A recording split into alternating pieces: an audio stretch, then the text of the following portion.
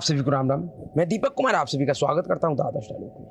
दोस्तों, आप सभी से निवेदन है कि वीडियो को देखिए, लाइक कीजिए, शेयर कीजिए और चैनल को सब्सक्राइब कीजिए। दोस्तों, लोकसभा चुनाव में चुनाव प्रचार के दौरान प्रधानमंत्री नरेंद्र मोदी ने कई एक बार ये कहा कि 10 साल में हमने सिर्फ ट्रेलर दिखाया है, आने वाले 5 साल में हम पूरी फिल्म दिखाएंगे। प्रधानमंत्री नरेंद्र मोदी का जो पूरा फिल्म था उसका शुरुआत हो गया। जी हाँ, और मैं इसको शुरुआत मानता हूँ।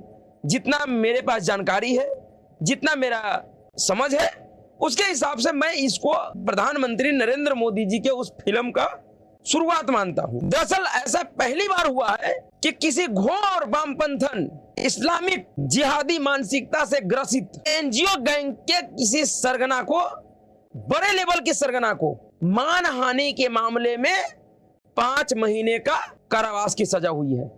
जी हाँ, ऐसे तो कल दिल्ली हाई कोर्ट ने और दिल्ली की सेशन कोर्ट ने, दोनों ही कोर्ट ने 2 लोगों को मानहानि के मामले में जुर्माना का भी सजा सुनाया और जेल का भी सजा सुनाया है। लेकिन इसमें जो सबसे बड़ा नाम है वह नर्मदा बचाओ नाम पर दलाली खाने वाली, नर्मदा बचाओ के आड़ में एनजीओ गैंग के माध्यम से विदेशी पैसों पे ऐश करने वाली तथा कथित सामाजिक कार्यकर्ता, जिन्होंने 20 वर्षों तक गुजरात के उन क्षेत्रों के लोगों को प्यासे मारने का हर संभव प्रयास किया जिन लोगों तक उस समय के तत्कालीन मुख्यमंत्री नरेंद्र मोदी जी पानी पहुंचाना चाहते थे। और यह सारा खेल पर्यावरण के नाम पे हुआ। ठीक यह पूरा खेल उसी तरीके से हुआ जिस तरीके का खेल करने का प्रयास इस समय कांग्रेस पार्टी और उनके पाले हुए एनजीओ गैंग के सरगना ग्रेट अंडमान निकोबार प्रोजेक्ट का विरोध करके कर रहा है। इसी तरीके का धंधा वहां भी शुरू करने का प्रयास किया जा चुका है।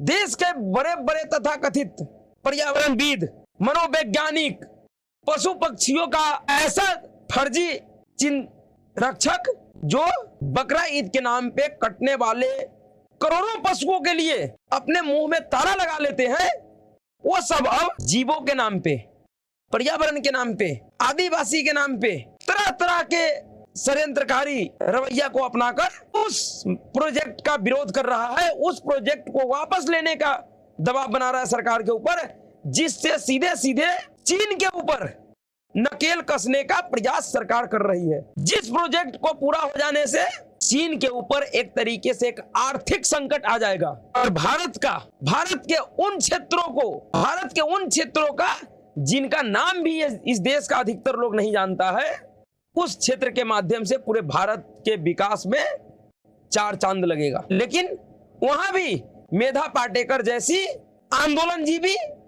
एनजीओ गैंग के सरगना पहुंच चुका है अपना एजेंडा चलाने के लिए। उसी तरीके का एजेंडा मेधा पाटेकर गुजरात में नर्मदा बचाओ आंदोलन के नाम पे चला रही थी।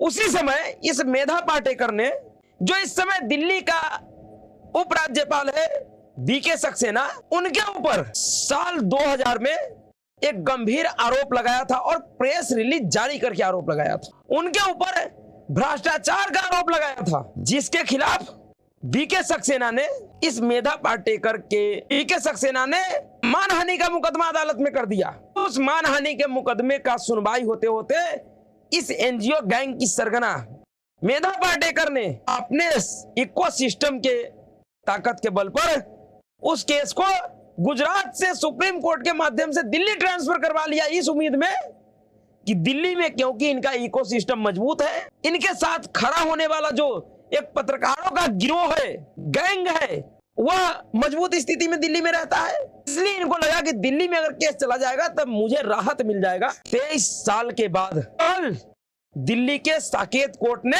मेधा पाटेकर को उस मामले में आरोप दोषी मानते हुए 5 महीने जेल और 10 लाख रुपए का जुर्माना का सजा सुनाया है।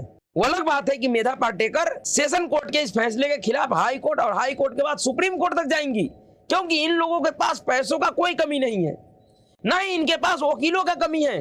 तुरंत इनके केस लड़ने के लिए कपिल सिब्बल, अभिषेक मनु सिंघवी, प्रशांत भूषण जैसे लोग खड़े हो जाएंगे, क्योंकि उन सबको पता है कि मेधा पाटेकर एक ऐसी नाम है जो अपने नाम के ऊपर विदेशों से अरबों रुपये मंगा सकती है। लेकिन अब चाहे कुछ भी हो, मेधा पाटेकर एक सजा याफ्ता अपराधी हो गई है वह अदालत के द्वारा दोषी साबित हुई हैं और अदालत ने उनको सजा सुनाया है। आगे वरीय अदालत में क्या होगा इसका मुझे अंदाजा नहीं है, लेकिन फिलहाल सजा याफ्ता अपराधी बन गई हैं। अदालत ने उनको सजा सुनाया है दोषी मानते हुए।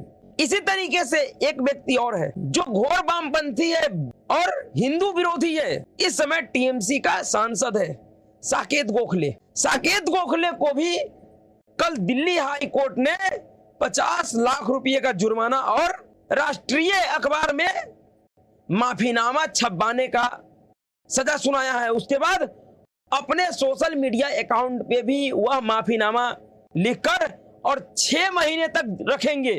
ये सब के सब इतने बेशर्म लोग हैं कि इन लोगों का धंधा ही बन गया है। किसी भी व्यक्ति के ऊपर झूठा आरोप लगा दो और उसको बदनाम कर दो, लेकिन जब पलट कर वो व्यक्ति इन लोगों के खिलाफ मानहानि का मुकदमा कर देता है तो फिर ये लोग बड़े बेशर्मी से या तो सजा काट लेते हैं, जुर्माना भर देते हैं, या फिर सामने वाले के जूते पर नाक रगड़कर माफी मांग लेते हैं।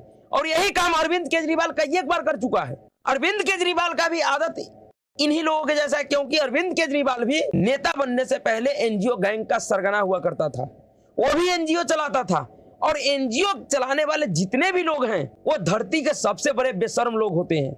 और एनजीओ चलाने वाले अधिकतर लोग ऐसे होते हैं जिनके पास बेशर्मी का सबसे बड़ा डिग्री होता है। उससे बड़ा बेशर्म आपको धरती पे कहीं नहीं मिलेगा। उनका जीवन इसी पे चलता है, उनका रोजी रोटी ही झूठ के सहारे चलता है कि किसी भी मुद्दों को लेकर झूठा प्रचार खड़ा कर दो, अपने इकोसिस्टम के माध्यम से उस झूठ को इतना फैला दो कि उसके सहारे विदेशों से अरबों रुपया आना शुरू हो जाए और उस रुपये के जरिए अपना जीवन यापन ऐश मौज से करे। इसी तरीके का एक सरगना और है कांग्रेस पार्टी के द्वारा पाला हुआ, जिसका नाम है तीस्ता सितलवार।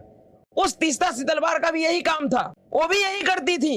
एनजीओ के आड़ में झूठा प्रचार प्रसार करके, झूठे मुद्दे को गढ़कर, झूठे कहानियों को गढ़कर सरकारों को बदनाम करना, नेताओं को बदनाम करना और उसके नाम पर विदेशों से मोटा रकम मंगाना और उस रकम पे अय्याशी करना।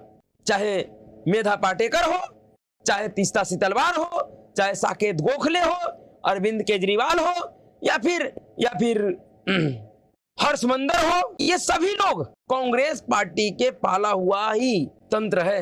ये हमेशा से कांग्रेस पार्टी के पक्ष में ही काम किया है और आज अपने किए हुए कुकर्मों की वजह से नंगे हो रहे हैं। आज इन सबको जेल जाना पड़ रहा है अपने झूठ के लिए, उस झूठ से कमाए हुए दौलत पे अय्याशी करने के लिए। ये लोग ऐसे तो सामाजिक कार्यकर्ता कहे जाते हैं। इस देश में सामाजिक कार्यकर्ता के आड़ में, सामाजिक सेवा के आड़ में कैसे कैसे धंधे किए जा रहे हैं, कैसा कैसा कुकर्म किया जा रहा है, उसका ये सभी लोग जीता जागता उदाहरण है। इस देश में सामाजिक सहायता के नाम पर, सामाजिक सहायता के आड़ में कैसे कैसे कुकर्म किए गए, कैसे कैसे धंधा किए गए, किस तरीके से देश को बदनाम किया गया, किस तरीके से देश में बड़े बड़े कल्याणकारी परियोजनाओं का विरोध किया गया, उसका जीता जागता उदाहरण मेधा पाटेकर, तीस्ता सितलवार, साकेत गोखले और हर्षमंदर जैसा लोग हैं, जो पूरी तरीके से नंगे हो रहा है अपने झूठ के लिए। फिर भी इनका इकोसिस्टम इतना मजबूत है कि इनके ऊपर कोई फर्क नहीं पड़ता है। इतना सब होने के बाद भी यह फ्रंट फुट पे खेलते हैं। इनको किसी तरीके का कोई आत्मगिलानी नहीं होता है, इनको किसी तरीके का कोई आत्मगिलानी नहीं होता है।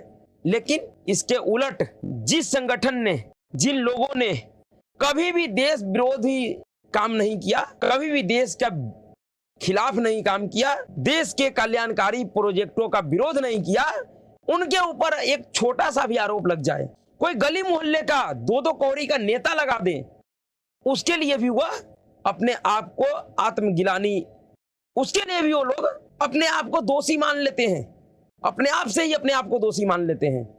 इतना शर्मिंदगी महसूस उनको हो जाता है अपने आप में ही कि वह अपना पक्ष भी देश के और देश के जनता के सामने नहीं रख पाते हैं। यह फर्क है कांग्रेसी इकोसिस्टम और राष्ट्रवादियों के इकोसिस्टम में।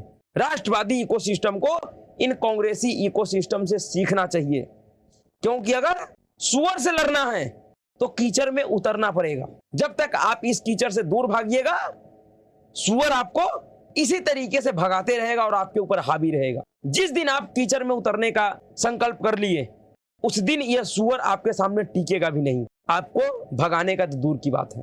तो अभी के लिए इतना ही। अगर आपको वीडियो अच्छा लगा, वीडियो को लाइक कीजिएगा, शेयर कीजिएगा और चैनल को सब्सक्राइब कीजिएगा। नमस्कार।